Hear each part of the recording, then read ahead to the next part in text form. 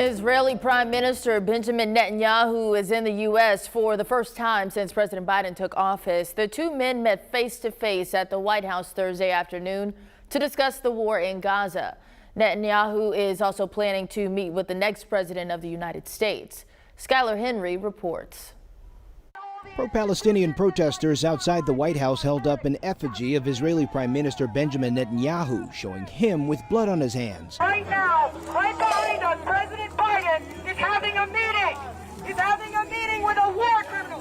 Netanyahu arrived for his first face-to-face talks with President Biden since the October 7th attack and war in Gaza. And I look forward to discussing with you today and working with you in the months ahead on the great issues before us. Netanyahu and Biden are discussing the outline of a deal that would pause the fighting and see Hamas release Israeli hostages. There are gaps that remain, and our team continues to work with our counterparts in the region to see if we can't close those gaps. The two men also met with family members of American citizens still being held hostage in Gaza. With President Biden's time in the White House nearing an end, Prime Minister Netanyahu is covering his bases, meeting with the Republican presidential nominee and the likely Democratic nominee. Vice President Harris was not on hand for Netanyahu's address to Congress Wednesday, but she returned from the campaign trail Thursday to meet with him. She's been a full partner in our policies in the Middle East, particularly with our policies towards Israel and the war in Gaza. Former President Trump said Israel should wrap up the war quickly because of the bad publicity. Got to get this done fast because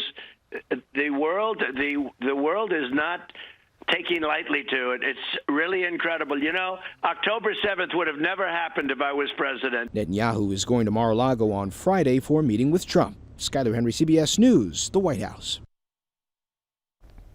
Both Trump and Harris denounced protesters outside the Capitol Wednesday who took down an American flag and burned it.